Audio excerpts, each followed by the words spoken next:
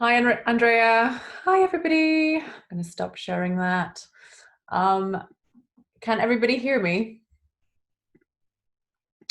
So if you're in the chat box, Andrea, can you hear me okay? Can we put your video on, Andrea? Hello, how are we? Good? You're still muted at the moment. There she is. There she is. Brilliant, right, and our attendees can hear us as well. So today, folks, what we're doing is really looking back at what's happened over the last few months from a funding perspective. Andrea is the all-seeing eye with anything to do with lending and getting your small business funded, basically. So rather than going through a ton of slides, what we want to do is encourage you guys to ask your questions, because I'm kind of representing Futrli from the forecasting side of things, making sure you've got the information right to get that updated so that you can actually get your application through with as many few glitches as possible. So anything to do with that, whether you're an accountant who's watching for your clients, or whether you're a small business watching and you're not sure what to do. So just, what we want to do as well is, if you can either use the Q&A at the bottom of your screen, or just use the chat functionality, preferably the chat. It seems to work better for some reason. Don't understand why, one of Zoom's foibles. Wee bit of housekeeping before we kick off. We are, of course, doing this from home. And my husband has just come in and given me a coffee, which is great. So I'm not anticipating that he's going to come in again, nor that the dog is going to bark, or I'm going to have any deliveries. But the same goes for you, Andrea. So just forgive us if anything knocks us off kilter. We will get back on track. And equally, if the internet decides to fail, we will also restart it. So don't worry, it'll be restarted straight afterwards. The session's being recorded. We're going to make sure that we distribute that afterwards, and hopefully the content and what we'll discuss will be of great value to you guys. Okay, so Andrea, do you want to just introduce yourself before we start? Sure. So my name is Andrea Reynolds, and I'm CEO and co-founder of swoopfunding.com. My background is I was a chartered accountant for many years with KPMG, left and set up my own corporate finance house, and then decided that the market was becoming so big in terms of funding options, in terms of government grants, equity investment. The market just absolutely blossomed in the country. And looking at the market expanding, but businesses and their accountants and advisors only have the same number of hours in the day. So decided to automate and bring the entire market into one platform. So that's what we've done. And so accountants and businesses can register, build the profile of the businesses, and then see the matches that they are actually eligible for, based on financial profile, sector, etc. And that's across lending, investment, grants, and then surfacing cost-cutting measures as well for them. And it is brilliant. It's absolutely brilliant. And so we've kind of teamed up because, if we can help you get everything that you need ready for the application, and then Swoop take you through the application, then theoretically we are giving you the best possible chance of getting that cash in your bank. But Andrea, honestly, so we started off, didn't we, a few weeks ago now, with webinar. I think we were doing one every 3 or 4 days, because the landscape was changing so much with what had been announced. But everything's kind of calmed down a little bit, calmed down to a roar, probably. So just, do you want to take our audience through, what happened at the beginning? Because I know for a fact that some of you will have applied for CBILS, you might have been rejected already, then the bounce backs came in, and everyone's gone, oh, brilliant, let's get those because they're nice, quick and easy. But, it would be really great to take us through the timeline of, really what has happened. Yeah. Sure. And what can you do now? Yeah. Yeah. So yes, as Hannah said, we did quite a few webinars at the beginning of the crisis as government announcements were being made. We were unraveling that and understanding what did that actually mean, and how could we convert that into a process and a way for businesses to actually be able to access what the government was announcing. And I suppose just to mention, those webinars are still available. So if you want details on what does it mean, what are the eligibility criteria, applications, etc., you can do one of two things. You can watch the webinars to just get a sense of what they both mean, and also we have a quick eligibility checker on our website as well if you just want a quick synopsis. But I suppose to start from the beginning, we obviously had the big announcement in terms of the over 300 billion from the government. Now, we all know that's now been broken down into CBILS, which is if you're looking for 50,000 or above. We have bounce back, which is if you're looking for 50,000 and below. And then we have other schemes that have been announced and really oversubscribed, and that relates to the Future Fund, which is about equity investment. So if you or your clients have been looking for investment and you've managed to get an investor who will come along, then the investor can register on the British Business Bank portal, and within theoretically 3 weeks you get an answer on whether the government will co-invest as a convertible loan note. So that's Future Fund, B-Bills, C-Bills, and then we had the last one, which was Innovate UK, being given a pool of funds to distribute out in the form of grants and loans.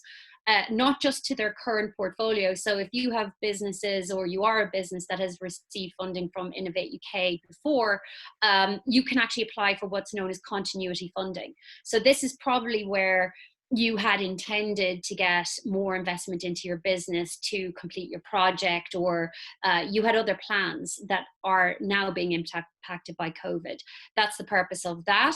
And they are now getting ready to open it out to non-current portfolio applicants, so new applicants, and they think that they can probably reach about 1,200 businesses across that scheme.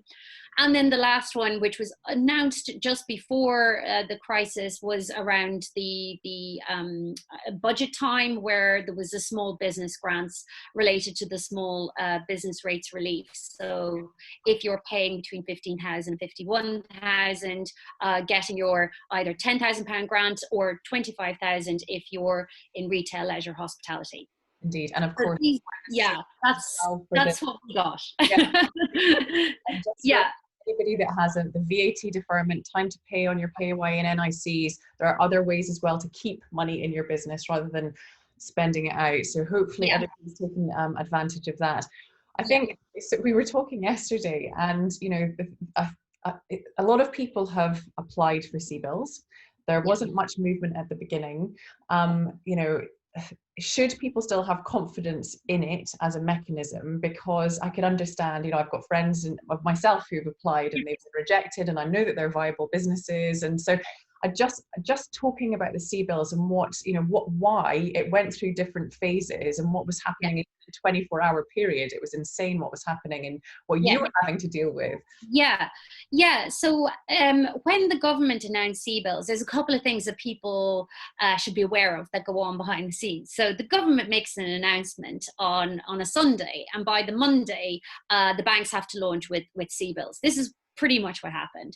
So the banks put up on their website, CBILS available here. In the background, they were running to catch up with themselves. They too had issues, COVID-19 issues, in terms of the average absenteeism rate in banks has been 30%. Their call centers in India were on lockdown. They were launching a product within a day when normally it would take them almost 18 months is the average time it takes. Is that Yeah, so they're creating all of these processes in the background and trying to catch up. So it wasn't that they were being difficult. They were literally just trying to catch up.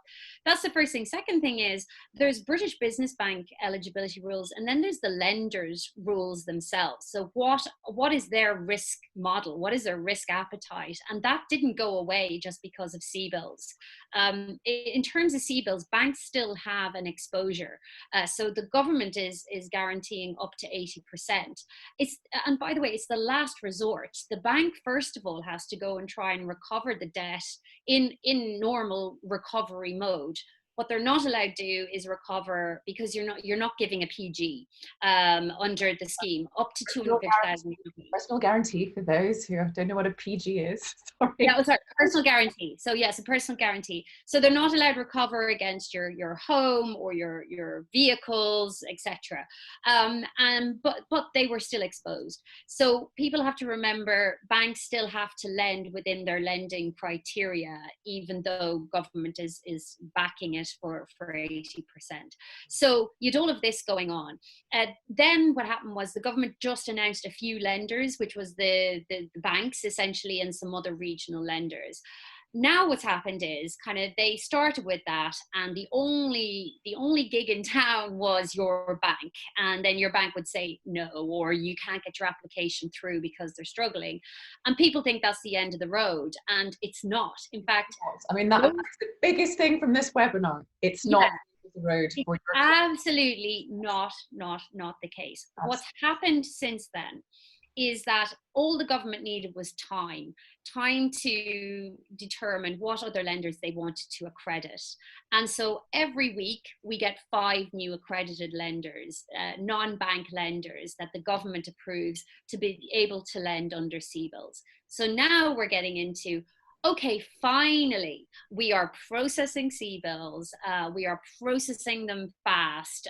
We had a customer who registered on a Friday and the funds were in their account by the Wednesday. And that's how life normally is. Yeah. And now we're getting into that rhythm. So I would encourage people, do not be put off by your bank. Do not be put off if you've gone from other lenders, because different lenders have different risk models. And the beauty of what we do at Swoop and why we worked with Futrli was we not only get you ready, but we understand the nuances of each lender. So we say, actually, you're a perfect fit for these guys. And we go and we manage that for you. We get you the offer. If one of them struggles to be able to give you an offer, we absolutely know the next one in the line who will give the offer. So you're not penalized for that, or are you? Because I know we were talking yesterday, Andrea, and just on that, on the nuances piece, there'll be one lender who will not support a specific industry vertical for whatever reason. That industry is not that's not their cup of tea. However, another one you could be absolutely perfect for. So again, it's don't be disheartened if it's been a no at this juncture. Yes. And they don't advertise that. They don't say we absolutely will not lend to this sector. What happens is we see through the data, we see through our patterns of acceptances and declines and the why and the feedback that we get from them. We can work that out, but they don't come out and say we're absolutely not lending to construction, even though some of them don't. So I would say if you have been rejected for CBILS, talk to us, register. We can at least tell you, don't waste your time going for CBILS, and here's why. Or we can then say, these are the types of products that you would be eligible for right now, etc. So we can give you sort of a whole of market opinion. And I suppose it's important to say it's not just technology. We actually have ex-bankers on our team. So we decided to bring them over to this side so we understand the thinking of the banks and all of the lenders, so that we don't put a customer through without like 90% chance of success. I suppose the other point on bounce back. So what happened was CBILS was the only thing going at the time. So everyone started going for CBILS. A week later, the government announced bounce back, and then I was like, oh, let's all move to bounce back, because bounce back is obviously technically easier to get because it's below 50,000. The government is backing it 100%. So saying to the banks, in the event of a default, we will cover 100%, not 80% of the loan. The interest rates are lower at 2.5%. And the application process is really fast in terms of you answer 7 questions, you self-certify the information, and you submit it. In terms of processing, it's varied across everyone. I mean, it's only the banks that are lending bounce back, so it's not non-bank lending. Is it our Metro Bank now? Because it was people were taking. They haven't yet. Yes, they are about to launch. Okay. It's actually just purely, for them, it's purely a case of finishing their technology, actually launching their. It's not that they're holding back. It's purely we need to be ready to process them, and we've built a piece of technology to do that. So that's what the delay on Metro has been. But if you are with Metro and you're thinking I need to bounce back, or what has been happening is 2 of the challengers got accredited for bounce back. What I mean by challengers is it's the digital banks. So Starling and Tide have both been approved for bounce back. So then there was a big gold rush to join Tide and get your bounce back that way. Absolutely, yeah. But however, Tide now has a waiting list of 31,000 customers they're trying to onboard. And then once you're onboarded, they have a waiting list of about 4 weeks to get your bounce back. So everyone's struggling with the sheer volume. I think the ones that are where the volume is occurring with bounce back, where it is moving. We've had like 30 billion already across, and the majority of that's been bounced back. So 21 billion of bounce back loans so far across over 90,000 businesses. I suppose just to mention a few things we're seeing now is people went for bounce back because it was the easier one to get.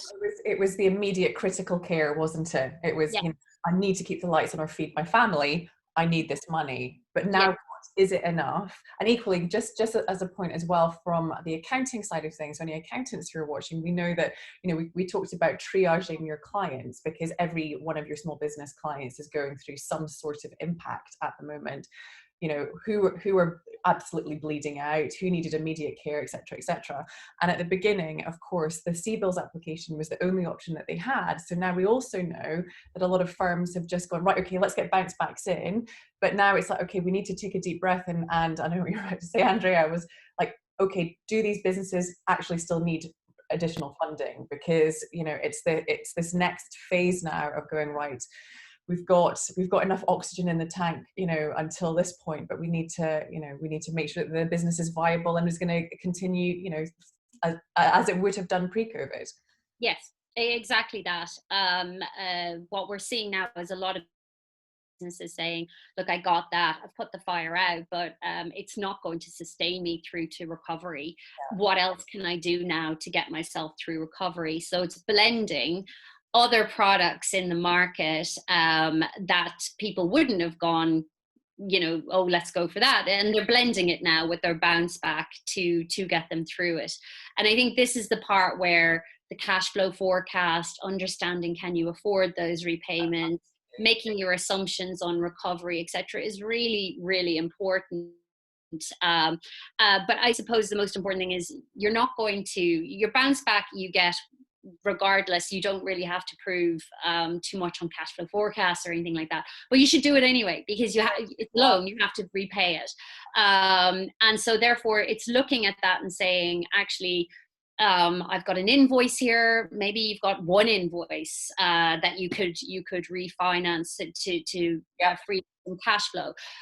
We're going to see a big increase in asset finance requirements. So we're already starting to see that, because people are changing how they're working. So for example, we've companies now who are getting asset finance facilities to actually pay for at-home office equipment for employees, because they need the right chair and the right desk so that they don't suffer any injuries, etc.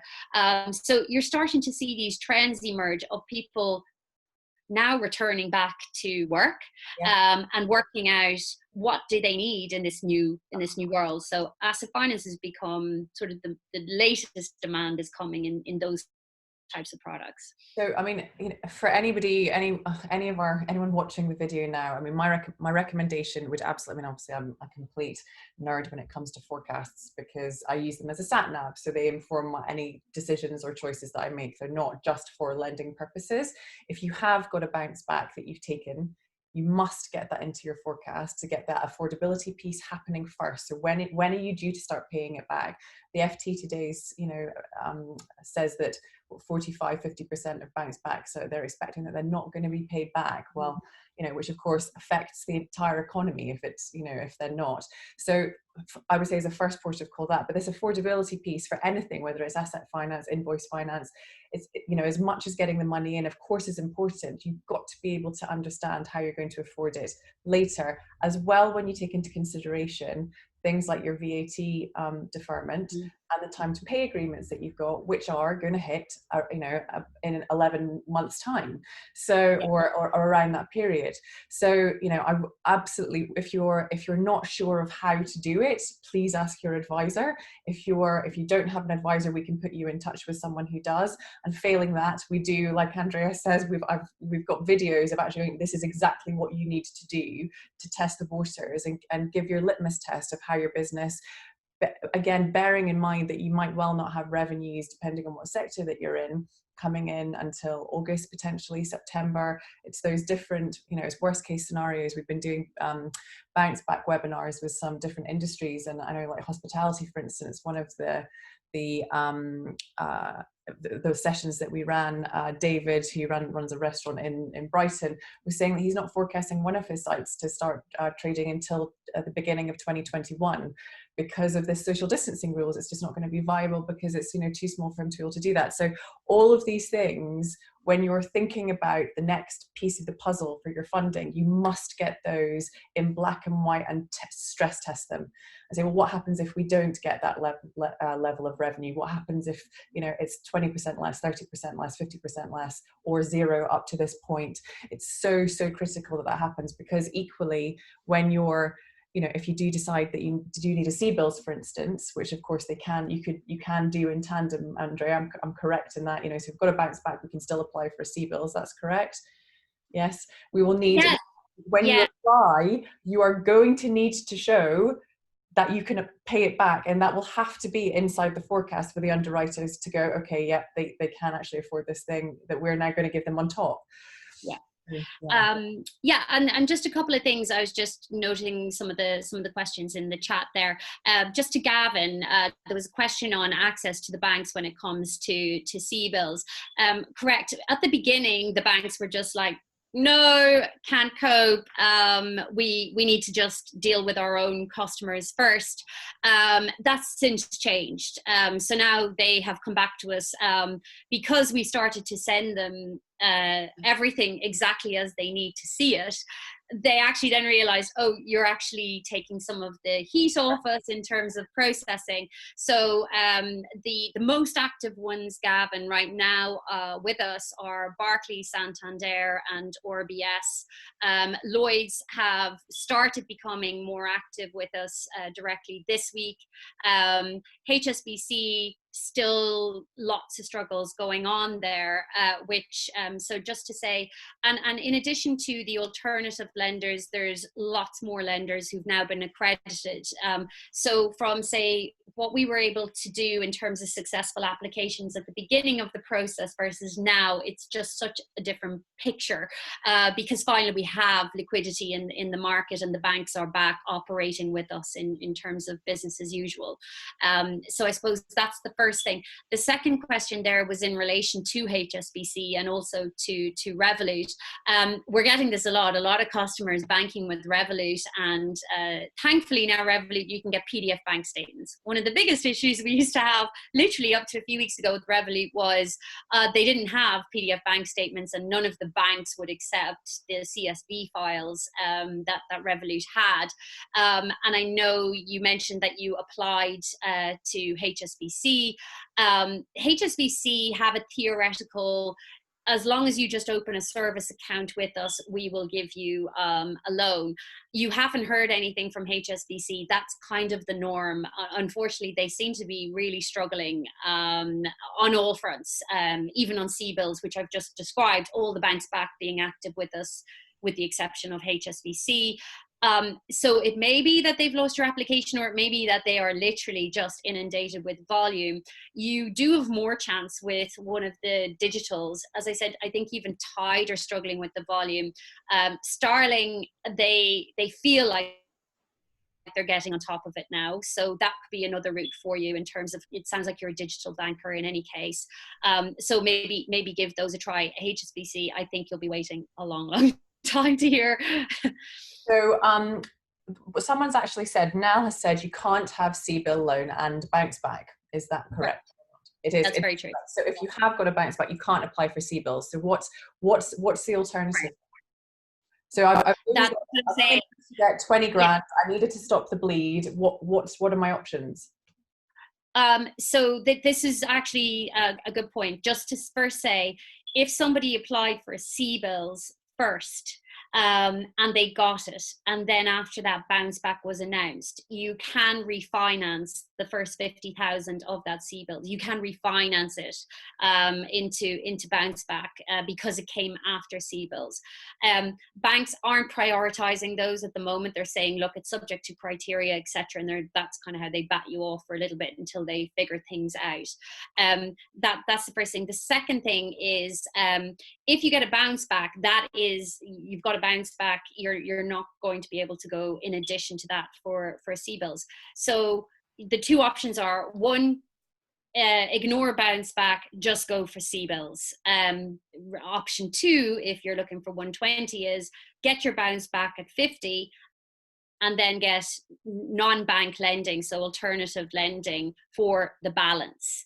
Okay. And that's what's happening at the moment. A lot of people are doing that. And this is where your cash flow forecast tool will come in perfectly. Because what you're going to do is you're going to say, right, well, bounce back is 50,000, no personal guarantee at first year's interest repayments, paid for a 2.5% interest rate. So that's your cost of capital to the end of that loan facility. And then you look at, what are the other facilities out there that I could top up? What's the cost of capital on that, repayment terms, etc. And is the blend a good cost of capital for me? Yeah. And usually it is, the answer would be yes, because 2.5% is very good. However, CBILS as an entirety on their own, if you're the interest rates are ranging from 3% up to sort of, if you're in super high risk profile, alternative lender, 11%. The average we're seeing is around 5%. So you just have to, and then what you have to think about is you don't have a personal guarantee on that up to 250,000. So you kind of have to weigh the pros and the cons. Everyone automatically thinks bounce back is the way forward, but if your genuine cash need is higher, it's not the answer. Yeah. Great, thank you for clarifying, because even I had misunderstood that one, so brilliant. There are loads more questions in the chat, so I'm just going to run through a few of them, Andrea. Could you hint if Angel Co-Fund actually is now an alternative to the Future Fund? Yeah. Yeah, so Angel Co-Fund, it exists in normal times. Angel Co-Fund's really good.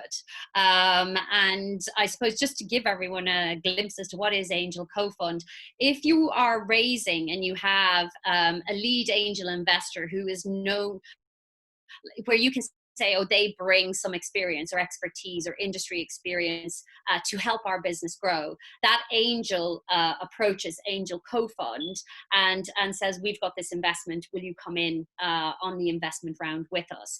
And they still have 36 million to distribute. And so, yes, Future Fund is kind of there as a COVID-19 response. It doesn't negate all the other schemes that the British Business Bank has been supporting throughout the period. So I think, yes, if I was sitting here today and thinking, which one am I going for? I think I would go if I met the criteria of Angel Co-Fund, I would be going that route, because we're going to have a lot of processing and delays, etc., under Future Fund. It's already oversubscribed 2 times. They're talking about increasing it, but they haven't actually committed to that yet. So yeah, angel co-funds are a really, really good scheme. Future Fund, just to be clear, you need to match the funding. Is there a piece of the puzzle? Yeah. Yeah. Yeah. So let's say you were raising 1 million and you have an investor.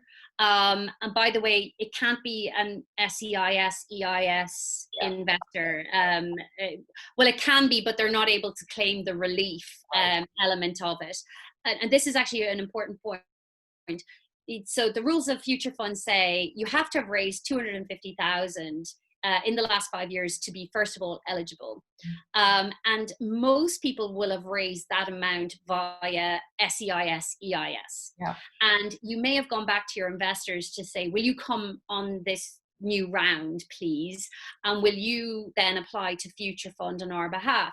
And they have to write, don't they? They have the lead investor has to do. Yes. Yes. Yeah, exactly. And those investors were going, oh my God, am I going to lose my EIS status from the past if I'm now investing under non-EIS rules? And so basically the industry went to government and said, we need clarification on this. And they came out and they said, no, you won't lose your previous relief, but you cannot claim relief on this part here. So yes, so they would basically go, and then the government comes in as a convertible loan note. So it's coming in as debt, and then it converts into equity at the next equity round at a 20% discount. More questions. Thank you, Andrea. What, if any, UK-based accelerator programs would you say are the best for startup products launch, but it falls through the cracks of the bounce back loan? So is there anything, they can... Yeah, if they fall through the cracks of bounce back loan, and this company is a young company, there's a product called the startup loan. I don't know whether they've had one. Even if they've had the startup loan, it was launched in July, actually, not even related to COVID, but startup loans now have what's called second loans. So the way it works is for every founder in the business, they can raise up to £25,000 under startup loan. You get like a 6-month capital repayment holiday. It's 6% APR, no early repayment charges, etc. So it's kind of set out. Yeah, it's really good for that. I started my business on a startup loan. Yeah, I want to. Yeah, absolutely. And then now they have, as long as you've made your first 3 months repayments, then you can get a second loan. So that's how we're managing those ones that are falling through the cracks. The other one that I should mention, because a lot of tech businesses and innovation businesses are falling through the cracks on a number of these schemes. If you have clients, or you as a business have submitted an R&D tax credit claim, or you're about to, there's a couple of things to be mindful of. One is it's taking forever, as we all know, to get R&D tax credit refunds now. And that happened because of Brexit, not because of COVID. COVID is just making it worse. So it's not going to improve anytime soon. So there are lenders in the market. We've just closed one today, £600,000 for a tech business. That's phenomenal. That have been waiting 9 months for their R&D claim to be returned to them. So we've unlocked that. Yeah, we've unlocked that for them. So that's how they're going to survive COVID and recovery, etc. A couple of things to be mindful on bounce back and CBILS. They are defined as state aid. So if your client or you as a business are planning to use bounce back or CBILS for R&D expenditure, then you won't be able to claim that as R&D. And if you're saying, no, I'm just going to use it to keep my business going, so I'm using that pot to keep my business going, keep it in a separate bank account. Because you might get a nasty surprise when you come to do your R&D claim, and because they don't you can't marry up 2 state aids. So to just keep it separate and say you're using that for working capital, keeping the lights on, etc., and the other pots for your R&D. And just to reiterate, Swoop has all of your options in one place. So, you know, it's one application, all your details in, and you will, they're helping you find the right option for you so that you're not having to navigate this on your own. Because I mean, I definitely wouldn't want to be doing that. Andrea, do you have any experience of the application of the adjacent business rule for the BBILS, i.e. two businesses controlled by one person but can only apply for one BBIL unless they can show the business are not adjacent? Specifically, Jonathan is interested in the interpretation of adjacent. Yeah, I love that. What my interpretation of adjacent is and what the primary, whatever your primary bank's interpretation of it is, are two different things. This has been the issue on all definitions, and this is what I'm saying about. If one bank says this, don't worry, because there's probably somebody else who's got a different definition. Genuinely, I can't give a one size fits all answer, because genuinely all the banks have their own definitions of it. If he's like, let's just be honest here, the banks don't have an appetite to give out bounce back loans. They don't. They're being forced to. So anytime there is a little kind of, oh, it's not quite fitting the vanilla flavor, they're not intending to lean on the side of giving it to you. So I'm unfortunately not able to give you a sort of a, here's the definition and go back and say that to the bank, because it depends on which bank it is. But again, you know, if you present your case to Swoop, they will be able to go, right, okay, we understand this is the best one, etc., etc. Yeah. And I would say on bounce back, just to be very clear to everyone, bounce back, what we will do is tell you which ones you should go to. We don't make applications direct on bounce back, because that as a scheme, the government said you have to do it directly with the bank, because they're all doing it via online banking, because trying to do is manage the KYC issues, because there's going to be a lot of fraud under bounce back, a lot. In fact, when we're speaking to the banks, they think about 20% of all the bounce back applications are fraudulent. Wow. Yeah. But what we do is we triage and say, these are the two that you can go for. And then we have directly linked it into the banks because we're integrated with them. But yeah, so each bank's decision on bounce back is kind of theirs directly that they come back with. Fantastic. Addie's asking, which I think I can answer this one. I never can answer any of these questions because they're always for you, Andrea. But just a recap on time to pay. So if you are paying corporation tax, PAYE, NICs, all of your HMRC payments, the VAT, they just said like just that quarter, or this, I think it was the March to June quarter, was automatically deferred.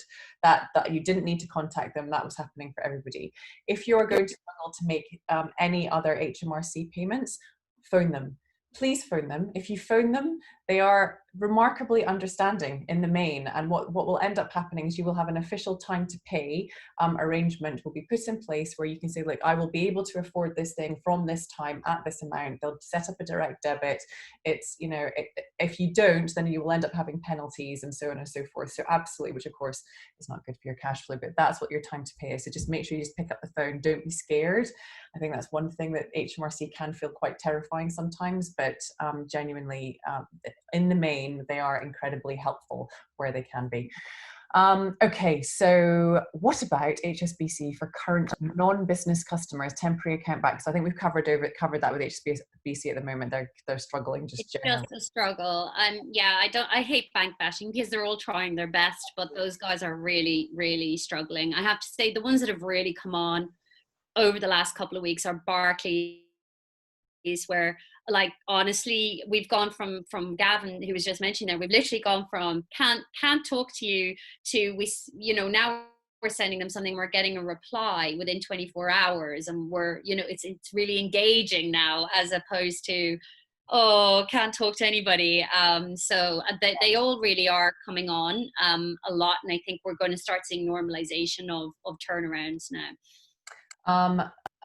Someone's asking just about Metro Bank, when they do come online with their bounce backs, for instance? And have they got CBILS already, or is it just the bounce back they're not set up for? Is it both? They're just not set up for bounce back yet. Okay. Yeah.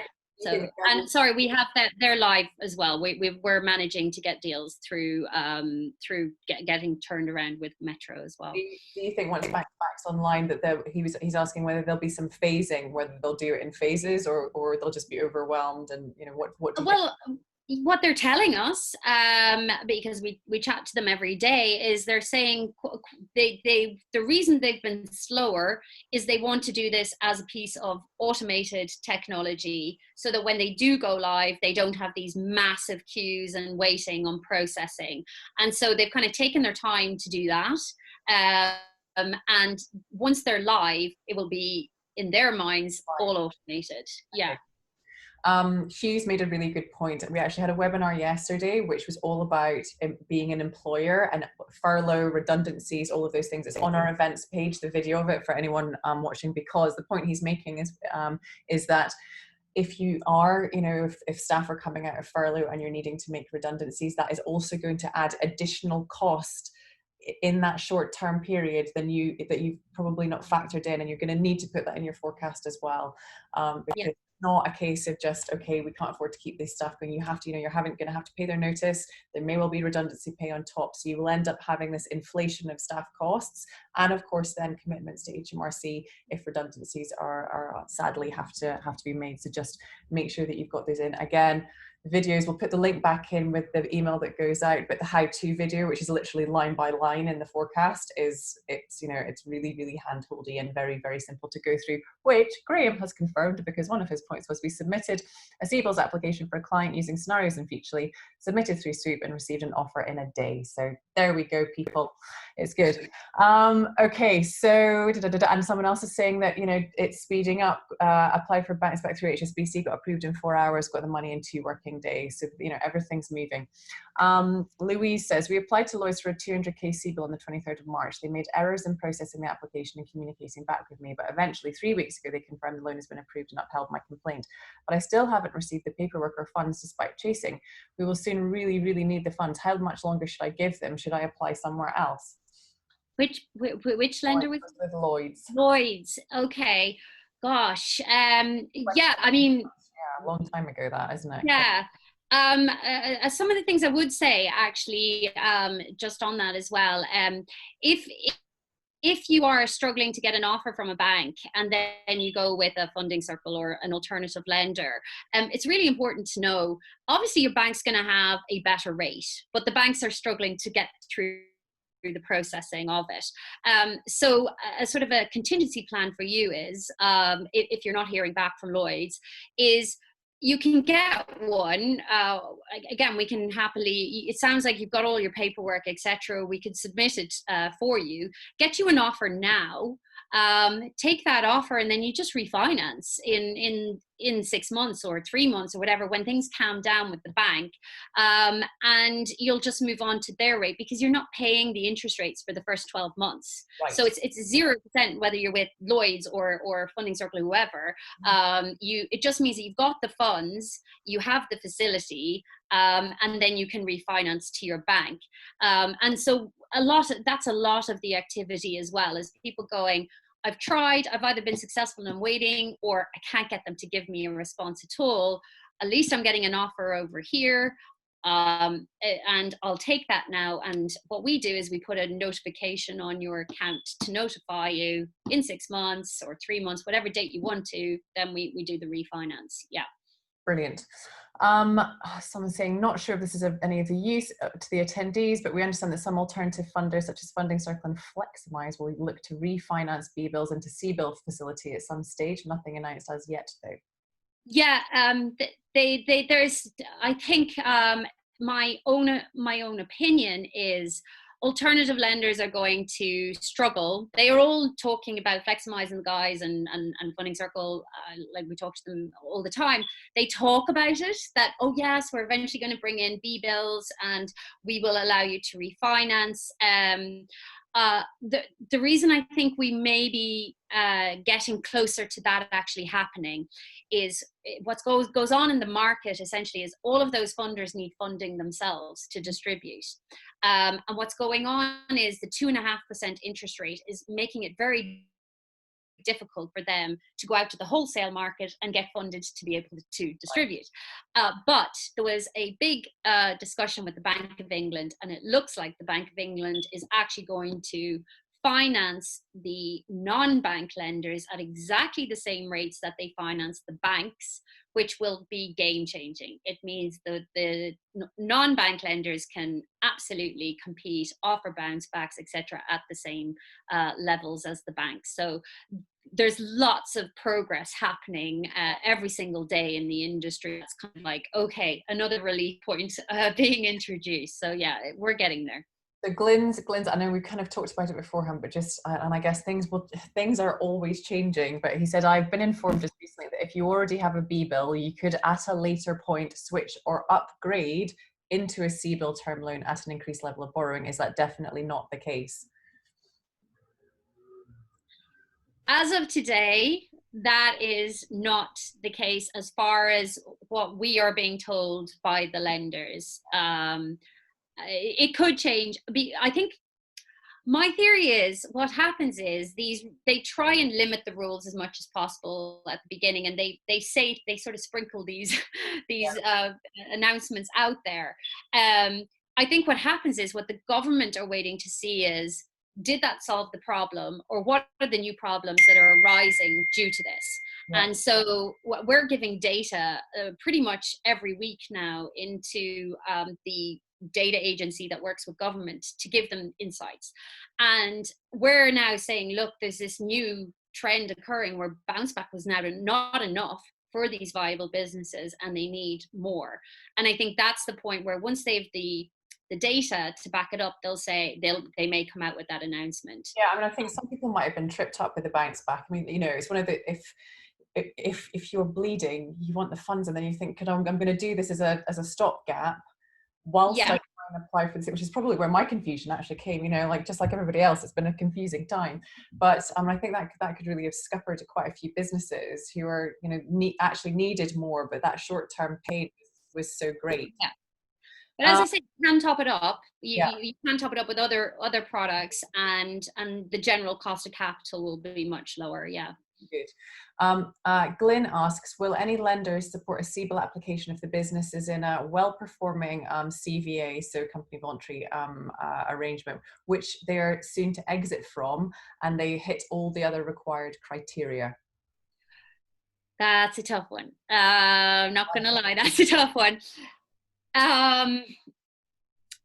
The banks would find that very hard to lend on because that, like anything CVA at all, anything at all that shows remotely any difficulties in the previous 3 years, the banks usually run for the hills on that one. It could be an alternative lender one, you know, where they're actually their algorithms just work completely different to normal bank risk models.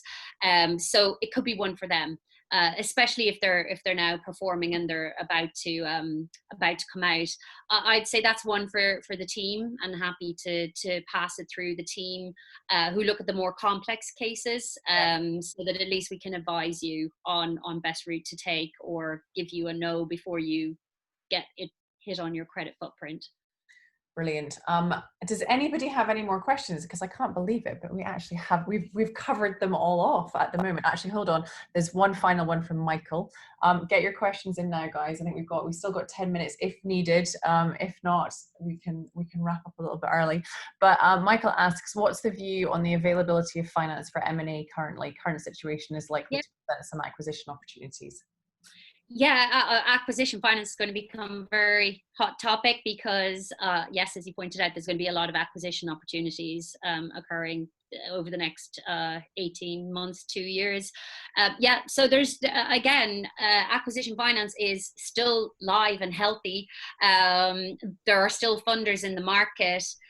There's going to be even more funders now with the Bank of England news in terms of if they are going to finance at those cheap rates like they do to the banks. So yes, we have acquisition. In fact, two of our senior team are actually from acquisition finance background. So the answer is yes, and those providers are obviously getting ready for a busy year ahead. Right. Rob asks, hi, we've just launched our first round of investment for our business. It's great timing for us as a young alcohol brand, and the country has never been drinking so many cocktails at home. So true. But a very tough financial situation with COVID. What advice do you have about finding angels in a position to invest? Yeah. I would say there's pluses and minuses to starting a business right now. The pluses are you probably don't have loads of fixed overheads and burning through cash because you're at that younger stage. So the market, the angel market, has of course been super quiet. Not just the angel market, but investors in general have retreated over the last 2 months. Every investor that we speak to, we've got like 400 funds and 400 angel investors on the platform. And so it's constant what's going on. Like, what's your appetite for investing? We've gone from like absolutely nothing, like we're just looking after our portfolio, etc. Angel investors themselves are trying to manage their own wealth and safeguard it, and maybe safeguard their jobs in the city or whatever it is. So it's been this really weird period, because when COVID hit, it was March, which is normally the most active time for startup investment, because it's SEIS, EIS, end of tax year time. So it's normally super busy. We missed that this year. I think what they're waiting to see is recovery, like people getting back to work. And the key thing that they're looking at is, what kind of recovery is this? Every investor we speak to, they're making their assumptions based on, is it a V shape? Is it a U shape? It looks like it's going to be a U. Yeah. What does that mean? But the good news, if you're starting a business, is like all recessions, one thing starts to happen. If you look at the next 10 years, isn't it? Yeah. After a major recession, investment in younger growth businesses absolutely shoots through the roof. So we'd actually hit a peak in investment in this country, and it was beginning to go down. I think Brexit was having an impact on that. And normally what we see is big shock, and then optimism kicks in, or they feel they're getting better valuations on the business. And I would say to your lovely startup founder there, is valuations have been hit. So you might have to take a little bit of a haircut on the valuation that you were expecting, but that can stand you in good stead in later years. So yeah, the market's slowly waking up, but I think it's, if you've got an angel investor, good on you. It's completely agree. I would say, just, you know, the VC institutional VC venture capitalist funds that are out there, they are, you know, I know anecdotally from other groups that I'm in that and you know, even with our own, you know, investors, that we're not expecting, you know, some of their portfolio have really been hit by COVID, because, you know, they might have been supporting travel or leisure or whatever it is. And, you know, a lot of them will be supporting like the top third, you know, performing within the portfolio at the moment. So that new investment piece is just going to be much slower as they batten down the hatches and see what happens. I think next year is going to be a really interesting space for VC investment and startups just generally. Question about invoice discounting. Is it a speedy process now, whether new or as a transfer from an existing provider, i.e. due diligence, time, fees, trends and other needs? Yeah, refinancing of facility from one provider to the other is like really not a difficult thing at all, even if it's or it depends on, and also on facility. So do you want a debtor book facility or just selective invoice on one invoice?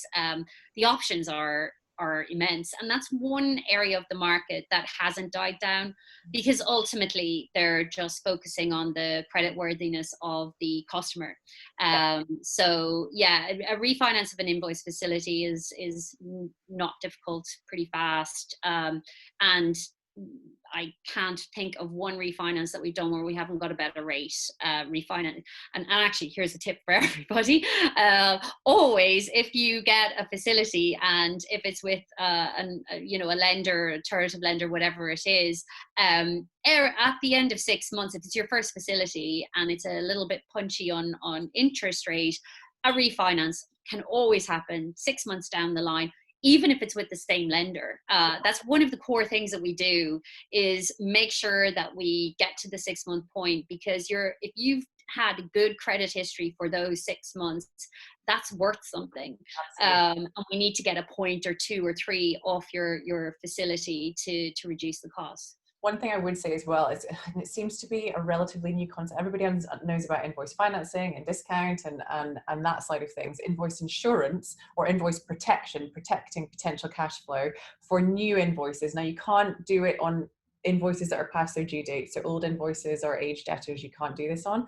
But if you're still selling and you have, new invoices that you're raising, and I am doing a product plug now, but in Flow, one of our products, you can first of all credit check all of your customers. So make sure that you're actually, selling to people who've got a likelihood of paying. You'll have all of their average payment trends back. And if you've got new invoices, protect them for a really, really low amount, which then will absolutely guarantee up to 90% of the cash flow.